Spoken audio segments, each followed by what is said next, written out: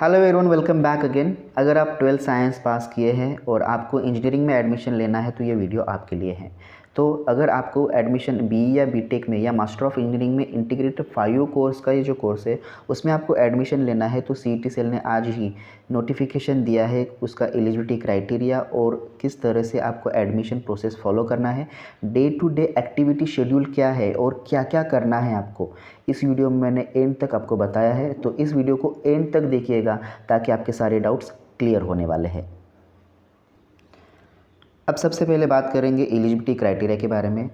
अब यहाँ पे महाराष्ट्र कैंडिडेट, जम्मू एंड कश्मीर के स्टूडेंट या लद्दाख के स्टूडेंट होंगे तो उनके लिए एलिजिबिलिटी क्राइटेरिया क्या है। ऑल इंडिया कैंडिडेट कौन से है, एनआरआई, ओसीआई, पीआईओ या CIWGC यानी children of Indian workers in gulf countries, इनके अलग अलग क्राइटेरिया उन्होंने दिए हैं। तो इसमें पहले हम जानते हैं महाराष्ट्र कैंडिडेट के क्राइटेरियाज। तो सबसे पहले इंडियन नेशनलिटी होनी चाहिए और पास होना चाहिए वो HSC साइंस और इक्विवेलेंट फिजिक्स एंड के मैथमेटिक्स। याद रखें कि आपको फिजिक्स एंड मैथमेटिक्स एक कंपलसरी सब्जेक्ट होना चाहिए। केमिस्ट्री के अलावा आप अगर केमिस्ट्री में आपको मार्क्स कम है, अगर आपका ग्रुप PCM, आपका ग्रुप जो है, जो टोटल जितनी वैल्यू एलिजिबल होनी चाहिए अगर वो होती नहीं तो मैथमेटिक्स को आप क्या कर सकते, केमिस्ट्री को आप क्या कर सकते, बायोटेक्नोलॉजी या बायोलॉजी, टेक्निकल वोकेशनल जो सब्जेक्ट्स है या computer science, IT, information practice, agriculture और इंजीनियरिंग, ग्राफिक्स, बिजनेस स्टडीज़, अगर आपके केमिस्ट्री के अलावा ये सब्जेक्ट्स हैं और टोटल मिला के एटलीस्ट आपको 45% जो कैंडिडेट ओपन कैटेगरी है उनको 45% आपको होने चाहिए, या एटलीस्ट 40% मार्क्स जो अदर कैटेगरी के स्टूडेंट्स हैं जैसे OBC, SC, ST, NT, VJNT जो भी स्टूडेंट्स है, या इकोनॉमिकली वीकर सेक्शन वाले स्टूडेंट्स है, या पर्सन्स विद डिसेबिलिटी कैंडिडेट्स है, उनके लिए 40% का क्राइटेरिया है। तो याद रखें, ओपन कैटेगरी के लिए 45% और अदर कैटेगरी वाले स्टूडेंट्स के लिए 40% मिनिमम उतने होने चाहिए। इसके बाद में आपने अगर 3 इयर्स का डिप्लोमा पास आउट किया है या 45% से आपने ओपन कैटेगरी 45% या एटलीस्ट 40% भी आपको है तो जो भी 3 इयर्स का डिप्लोमा पास आउट हो चुके हैं वो इस एडमिशन के लिए भी एप्लीकेबल कर सकते हैं। उसके बाद में आपको CET देनी होगी। तो MHT CET का कोर्स अगर नॉन ज़ीरो है, 1 से ज़्यादा है तो आप, या 0 से ज़्यादा है तो इस एडमिशन के लिए आप एलिजिबल है, या obtained non zero positive score in JEE, ठीक है, जो JEE मेन एग्ज़ाम आपने दी है MHT CET 2022, याद रखें 2022। कोई स्टूडेंट्स कहता है कि 2021 में दी थी तो ये एलिजिबल नहीं है। जो इस साल में दिया है वही कोर्स स्कोर आपका एलिजिबल है। उसके बाद में यहाँ पे NRI के जो स्टूडेंट्स हैं या ऑल इंडिया कैंडिडेट्स के जो स्टूडेंट्स हैं वही क्राइटेरिया सेम है जो महाराष्ट्र कैंडिडेट के लिए था, 45% या एटलीस्ट 40%, ठीक है। तो यहाँ पे सेम चीज़ें वहाँ यहीं पे भी है कि मिनिमम 3 इयर्स का डिप्लोमा 45% से ओपन कैटेगरी के लिए और अदर कैटेगरी के लिए 40% वाला, ठीक है। और नेक्स्ट जो है ये जो गल्फ़ कंट्री वाले स्टूडेंट्स हैं या NRI के स्टूडेंट्स हैं, ठीक है, तो उनके लिए भी वही क्राइटेरिया है। Physics and mathematics compulsory subjects हैं और केमिस्ट्री के अलावा अदर जो सब्जेक्ट मैंने यहाँ डिस्कस किए वही है, ठीक है। चलिए अब जानते हैं एक्टिविटी के बारे में। तो सबसे पहले कैंडिडेट्स अप्लाई कहाँ करना है आपको, तो यहाँ पे FE 2022 ये लिंक मैं डिस्क्रिप्शन में डाल दूँगा। यहाँ पे इस लिंक पे आपको यहाँ पे अप्लाई करना है, ठीक है। जो भी आपको पेमेंट करना है वो सिर्फ यहाँ पे क्रेडिट कार्ड या डेबिट कार्ड या नेट बैंकिंग से करना है। याद रखिए सिर्फ ऑनलाइन मोड, यहाँ पे कोई भी ऑफलाइन पेमेंट नहीं करना है। नेक्स्ट यहाँ पे कैटेगरी वाइज यहाँ पे उन्होंने बताया है। तो सबसे पहले मैं बताता हूँ, अगर MHT CET के लिए आपने पैसे पे किए हैं जब रजिस्ट्रेशन करते वक्त तो यहाँ पे आपको पेमेंट नहीं करना है, ठीक है। अगर क्या नहीं होगा तो जनरल कैटेगरी के जो स्टूडेंट्स हैं उनको 800 और अदर कैटेगरी के जो स्टूडेंट्स यहाँ पे जो मेंशन किए वो 600 पे करेंगे। NRI के लिए या OCI, PIO जो या FN कैंडिडेट्स रहेंगे उनको 5000 रुपीज़ आपको ऑनलाइन पे करना है रजिस्ट्रेशन के लिए। उसके बाद में यहाँ पे activity day wise activity schedule आप देख सकते हैं कि आपको ऑनलाइन रजिस्ट्रेशन 21 सितंबर से लेके यानी आज से और 4 अक्टूबर तक, याद रखें 4 बजे तक ये लिंक ओपन रहेगी। जितने भी कैंडिडेट्स यहाँ पे इस पर्टिकुलर कॉमा में दिया गया है, तो उन सारे स्टूडेंट्स के लिए ये लिंक 4 अक्टूबर तक के लिए ओपन रहेगी। ठीक है, तो नेक्स्ट इम्पॉर्टेंट डेट यहाँ पे है, यहाँ पे और एक है, अगर उसके बाद में डॉक्यूमेंट वेरिफिकेशन एंड कंफर्मेशन, ये जो है मैंडेटरी एक्टिविटी है, कंपलसरी एक्टिविटी है। हर स्टूडेंट्स को फैसिलिटी सेंटर एक दिया जाएगा, जिस भी फैसिलिटेशन सेंटर पे आपको जाके वहाँ पे आपके ओरिजिनल डॉक्यूमेंट्स लेके, याद रखें ओरिजिनल डॉक्यूमेंट्स लेके आपको 21 सितंबर से लेके 4 अक्टूबर तक शाम 6 बजे तक, मतलब याद रखो रजिस्ट्रेशन वाला डेट और कंफर्मेशन करने वाला डेट सेम ही है, 6 बजे तक आपको वहाँ पे जाके डॉक्यूमेंट्स आपको सबमिट करने हैं। याद रखिए डॉक्यूमेंट सबमिट करने के लिए आपको 2 सेट लेके जाना है, मतलब जो भी आपके ओरिजिनल डॉक्यूमेंट है उसका 2 से 3, जो भी 2 या 3 सेट ओरिजिनल के जेरोक्स बना के लीजिए। जिस तरह का आपने सेट बनाया है, जो भी सीक्वेंस है उसी तरह से लगा के जाइए। याद रखें आपको फैसिलिटेशन सेंटर में एक कॉपी सबमिट करनी है और एक कॉपी के ऊपर आपको स्टैंप लेना है। तो यहाँ पे याद रखिए एटलीस्ट आपके लिए मिनिमम 3 या 4 कॉपीज़ बना के ले लीजिए, जेरोक्स कॉपीज़, ताकि आगे दिक्कत ना आए। ठीक है, याद रखें ये सारी चीज़ें समझ में आया। ठीक है, उसके बाद में यहाँ पे एक इम्पॉर्टेंट नोटिफिकेशन है कि जो स्टूडेंट्स यहाँ पे हैं कि facility of online registration, document verification, confirmation of application form for admission to seats other than cap या अगेंस्ट कैप वाले जो स्टूडेंट्स रहेंगे, ठीक है, ऑल इंडिया के जो कैंडिडेट्स रहेंगे उनके लिए डेट है 17 नवंबर 2022 5 बजे तक। ठीक है, एप्लीकेशंस रजिस्टर्ड आफ्टर, जो भी एप्लीकेशन 4 अक्टूबर के बाद रजिस्टर किया जाएगा वो नॉन कैप होगा, मतलब वो कोई भी सरकारी जो भी स्कॉलरशिप है या गवर्नमेंट की स्कॉलरशिप के लिए अप्लाई कर नहीं सकता या एलिजिबल नहीं हो सकता जो भी स्टूडेंट 4 अक्टूबर के बाद रजिस्ट्रेशन करेंगे, या जो भी फैसिलिटेशन सेंटर पे 4 अक्टूबर के बाद कंफर्मेशन के लिए, वेरिफिकेशन के लिए आएगा, वो भी कैंडिडेट यहाँ पे नॉन कैप सीट ही कंसिडर किया जाएगा। वहाँ पे कोई भी गवर्नमेंट की स्कॉलरशिप उसको दी नहीं जाएगी। उसके बाद मेन इंपॉर्टेंट टर्म है, सब कुछ आपका कंफर्मेशन हो गया, वेरीफाई हो गया, उसके बाद में आपको 7 अक्टूबर को यहाँ पे प्रोविजनल मेरिट लिस्ट यहाँ पे डिस्प्ले होगी। ठीक है, तो अगर प्रोविजनल मेरिट लिस्ट में या कोई प्रॉब्लम होगा या एरर होगा तो उसके लिए आप ग्रीवेंस पीरियड आपको दिया जाता है। वहाँ पे आपको फिजिकली यहाँ पे या पर्सनली फिर से फैसिलिटेशन सेंटर पे जाके जो भी आपके ग्रीवेंसेस है, ठीक है, ग्रीवेंसेस क्या होते हैं जैसे कि कास्ट वैलिडिटी या नॉन क्रीमिलियर या ईडब्ल्यूएस का सर्टिफिकेट का रिसिप्ट आपने अपलोड किया होगा और आपको ओरिजिनल डॉक्यूमेंट अपलोड करना है, तो फैसिलिटेशन सेंटर पे जाके आपको ओरिजिनल डॉक्यूमेंट वहाँ पे दिखा के वो सबमिट करवाना है। ठीक है, तो उसके लिए भी आपको OTP आएगा। OTP आने के बाद फिर से आपको वो सारे प्रोसेस जो है कंप्लीट करनी है ऑन टाइम में। तो उसका शेड्यूल यहाँ पे 8 अक्टूबर से 10 अक्टूबर तक यहाँ पे उन्होंने दिया है शाम 5 बजे तक। उसके बाद में ये सब होने के बाद 12 अक्टूबर को आपको फाइनल मेरिट लिस्ट यहाँ पे डिस्प्ले हो जाएगी वेबसाइट के ऊपर। कब? 12 अक्टूबर को। उसके बाद में प्रोविजनल मैट्रिक्स जो है कैटेगरी वाइज का कैप राउंड 1 शुरू हो जाएगा। 12 अक्टूबर को आपको सीट मैट्रिक्स दिखाया जाएगा।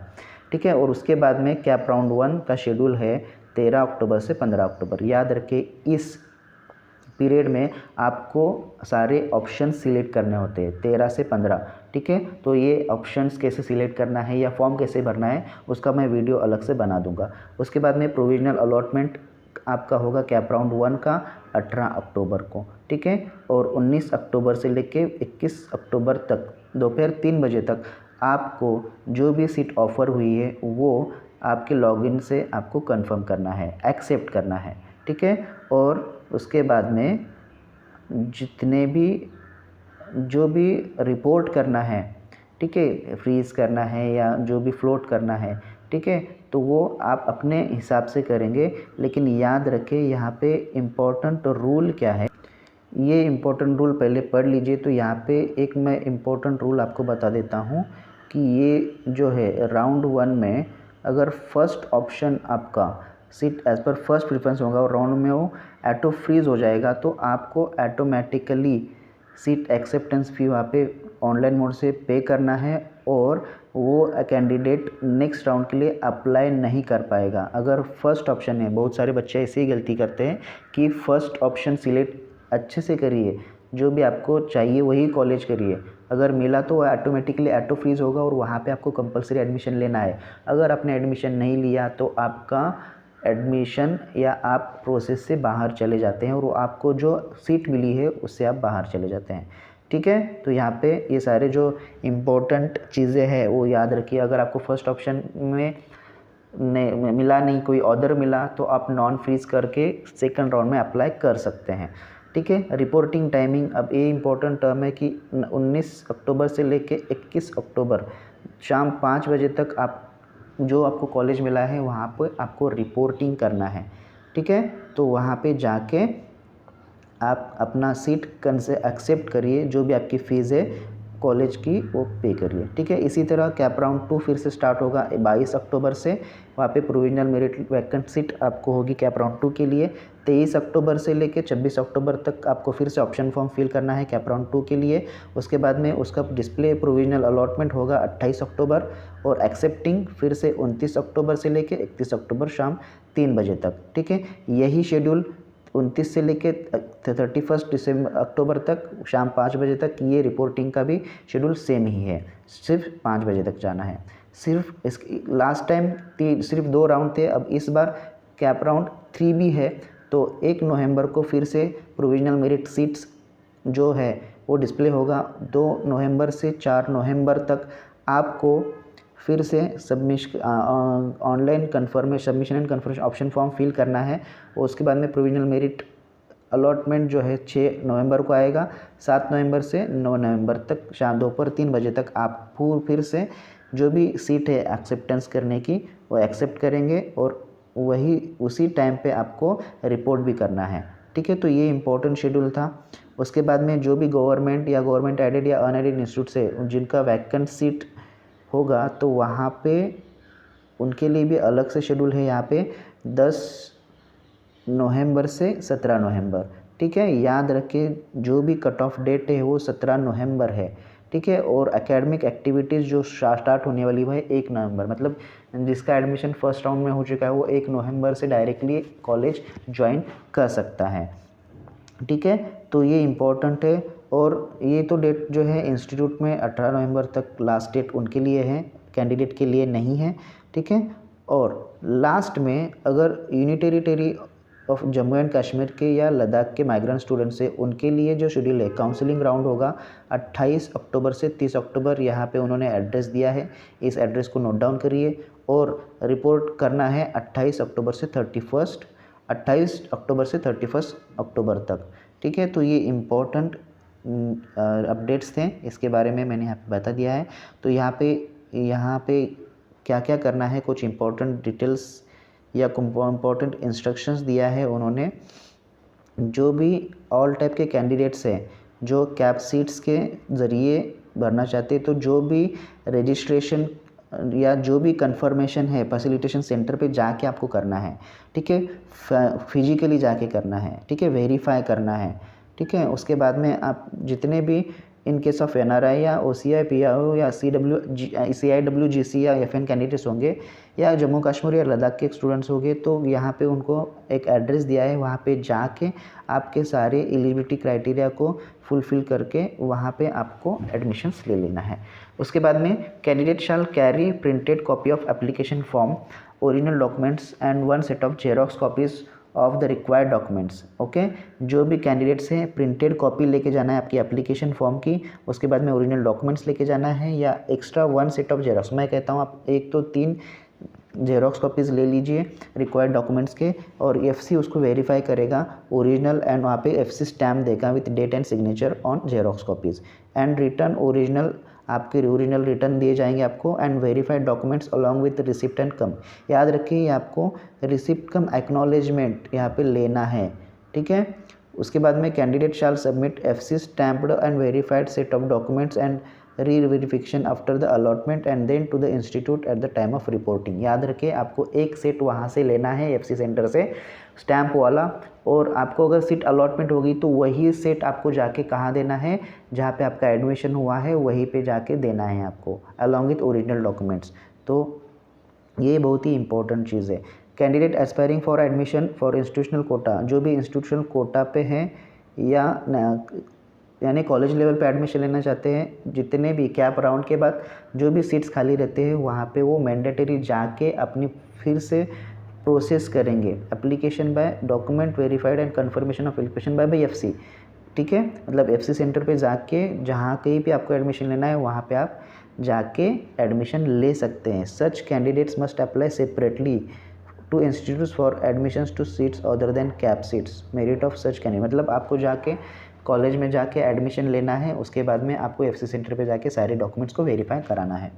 ठीक है, कुछ इंपॉर्टेंट इंस्ट्रक्शंस के बारे में जानते हैं। फर्स्ट वाला इंस्ट्रक्शन यहाँ पे इम्पॉर्टेंट है कि जो भी कैंडिडेट्स हैं आपको ओरिजिनल डॉक्यूमेंट्स एफसी सेंटर पे लेके जाना है और वहाँ पे कंपलसरी आपको सारे डॉक्यूमेंट्स वेरीफाई कराना है। अगर कुछ डॉक्यूमेंट्स में गलती हो गई तो वो आप एलिजिबल नहीं रहेंगे उस एडमिशन के लिए। ठीक है, तो नोटिफाइड शेड्यूल जो है वेरिफिकेशन का, उसी शेड्यूल में आपको वहाँ पे डॉक्यूमेंट ओरिजिनल लेके जाना है। ठीक है, उसके बाद में अगर candidate fail confirmation online field application form FC centre पे फेल हो गया, कैंडिडेट किसी वजह से जा नहीं पाया, तो इस एप्लीकेशन रिजेक्टेड किए जाएंगे और उन कैंडिडेट्स का नाम मेरिट लिस्ट में नहीं आएगा और वो नॉन कैप के लिए फिर अप्लाई कर सकते हैं। याद रखिए, ये इंपॉर्टेंट अपडेट है।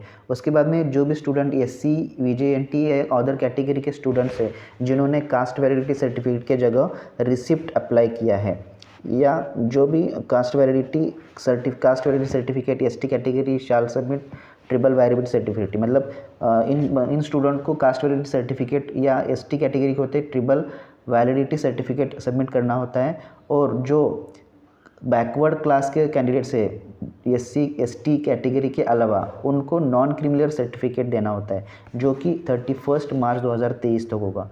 ठीक है, अगर ये कैंडिडेट फेल होते हैं ओरिजिनल सर्टिफिकेट और receipt of cast validity certificate या नॉन क्रिमिनल सर्टिफिकेट या ईडब्ल्यू सर्टिफिकेट इशू, अगर उन्होंने एफसी सेंटर पे अच्छे से वेरीफाई नहीं किया या टाइम पे नहीं चले गए, तो ऐसे कैंडिडेट्स जनरल कैटेगरी के कैंडिडेट्स कंसिडर किए जाएंगे और वो ओपन कैटेगरी से ही एडमिशन कराएंगे। याद रखिए, ये डॉक्यूमेंट बहुत ही इंपॉर्टेंट है, नॉन क्रिमिनल सर्टिफिकेट। ठीक है, next important, EWS candidate shell produce the eligibility criteria for economical weaker section. ठीक है, तो यहाँ पे आपको कुछ फॉर्मेट दिए हैं, इस पर्टिकुलर ब्राउचर में है ये। ठीक है, तो ये परफॉर्मा वी आपको यहाँ पे सबमिट करना होता है। ठीक है, अगर आपके पास सर्टिफिकेट नहीं है तो परफॉर्मा वी भर सकते हैं सिर्फ एडमिशन के लिए। ओके, नेक्स्ट ये है कि जो भी यूनियन टेरिटरी के जो भी अदर के यहाँ पे जो मेंशन किया है जितने भी कैंडिडेट्स हैं उनको भी एप्लीकेशन रिसिप्ट का एक्नॉलेजमेंट ये एफसी सेंटर से मिलने वाला है। ठीक है, तो जितने भी स्टूडेंट्स इस कैटेगरी में एडमिशन लेना चाहते हैं तो ये अच्छी तरह से इसको पढ़ लीजिएगा। Candidates who have registered as a reserve category candidate but unable to produce a required certificate. मतलब अगर किसी ने एससी कैटेगरी या अदर कैटेगरी से फॉर्म भरा है, ठीक है, 600 रुपये भर के, लेकिन इम्पोर्टेंट डॉक्यूमेंट जो है ग्रीवेंस पीरियड में अगर उन्होंने सबमिट नहीं किया तो उनको जो 200 वाला नेक्स्ट वाला जो फ़ी है, जो डिफरेंस अमाउंट 200 रुपये का है वो आपको यहाँ पे करना होगा। ठीक है, once the candidate confirms his option form online through his login और for the respective admission rounds candidate will not be allowed to change और कैंसिल द ऑप्शन। अगर आपने पहले कन्फर्म किया, फ्रीज किया, तो वो आप ऑप्शन चेंज नहीं कर सकते। ठीक है, कोई भी सर्कमस्टांसेस से। नेक्स्ट यहाँ पे इम्पोर्टेंट है अलॉटेड जो सीट है। ठीक है, तो आपको एक प्रोविजनल सीट अलॉटमेंट लेटर आपको मिलेगा और वहाँ पे प्रोविजनल सीट अलॉटमेंट लेके आपको एक सीट एक्सेप्टेंस फ़ी 1000 का पे करना है सारे कैंडिडेट्स के लिए, चाहे वो किसी कैटेगरी का हो। ठीक है, और याद रखें उनके लॉगिन से ही ये करना है और ये जो फ़ीस है ये नॉन रिफंडेबल रहेगी, ये प्रोसेसिंग फ़ीस होगी। ठीक है, अगर आपने एडमिशन लिया नहीं लिया कोई फ़र्क नहीं पड़ता, आपको 1000 यहाँ पे आपको पे करना ही है। ठीक है, और इम्पोर्टेंट यहाँ पे है seat will be confirm by the allotted institute after verification of the, seat जो कन्फर्म होगी after verification of the original documents. ठीक है, तो यहाँ पे जो भी एलिजिबिलिटी नॉर्म्स है उसी के हिसाब से अगर डॉक्यूमेंट्स होंगे तो ही आपका सीट वहाँ पे एक्सेप्ट होगा या आपको एडमिशन दिया जाएगा। बहुत ही इंपॉर्टेंट इंस्ट्रक्शन है, जो भी एससी कैटेगरी से लेके EWS कैंडिडेट्स ने जिन्होंने वेरिफिकेशन पे टाइम पे रिसिप्ट सबमिट किया है उनको ये सारे ओरिजिनल डॉक्यूमेंट जैसे कास्ट वैलिडिटी सर्टिफिकेट है, नॉन क्रिमिनल सर्टिफिकेट है, ईडब्ल्यू सर्टिफिकेट है, जिन्होंने रिसिप्ट सबमिट किया है उनको ओरिजिनल डॉक्यूमेंट जब भी आप सीट एक्सेप्टेंस फ़ी करेंगे तो उस वक्त आपको by self confirmation in submit original certificate at FC, ये सारे डॉक्यूमेंट्स आपको एफसी सेंटर पे अलॉटेड इंस्टीट्यूट के को रिपोर्ट करने से पहले 9 नवंबर से पहले आपको 3 बजे तक, याद रखें 9 नवंबर ये लास्ट डेट है सभी कैंडिडेट्स के लिए। अगर उन्होंने ओरिजिनल डॉक्यूमेंट सबमिट नहीं किया तो उनका जो भी कैटेगरी के स्टूडेंट्स होंगे वो एक्चुअली ऑटोमेटिकली ओपन में कन्वर्ट हो जाएंगे, ठीक है, और नेक्स्ट राउंड में वो अप्लाई करेंगे। लेकिन अगर आपने फुलफ़िल नहीं किया क्राइटेरिया तो ऐसे स्टूडेंट्स, अगर थर्ड राउंड हो चुका है और वो उसने डॉक्यूमेंट 9 नवंबर से सबमिट ही नहीं, 9 नवंबर से पहले सबमिट ही नहीं किया, तो ऐसे कैंडिडेट्स का एडमिशन कैंसिल हो जाएगा। यहाँ पे लिखा है if any shall be cancelled and candidate will be eligible for institute round लेना, मतलब जो भी उनको कैटेगरी वाली सीट मिली थी वो चली जाएगी और ओपन कैटेगरी में कन्वर्ट होगा और वो उनको इंस्टीट्यूट लेवल पे एडमिशन लिया जाएगा, ठीक है। तो याद रखें 9 नवंबर दोपहर 3 बजे तक ये आपको डॉक्यूमेंट्स, जितने भी ओरिजिनल डॉक्यूमेंट की ज़रूरत होती है वो आपको सबमिट करना है फैसिलिटेशन सेंटर पे, ठीक है। तो ये इंपॉर्टेंट कुछ इंस्ट्रक्शंस थे। यहाँ पे अगर कोई प्रॉब्लम आया तो यहाँ पे उन्होंने हेल्पलाइन नंबर दिया है, तो इस हेल्पलाइन नंबर पे आप मेल या फ़ोन नंबर करके आपके जो भी डाउट्स है यहाँ पे क्लियर कर सकते हैं, ठीक है। तो आशा करता हूँ ये वीडियो आपको समझ में आया होगा। तो ज़्यादा से ज़्यादा अपने दोस्तों को, पेरेंट्स को शेयर करिएगा ताकि सारी इन्फॉर्मेशन उनको पता चले। फिर मिलेंगे नेक्स्ट वीडियो में। ऑप्शन फॉर्म या किस तरह से आपको ये फॉर्म फिल करना है इस वीडियो में। तब तक अपना ख्याल रखें। धन्यवाद।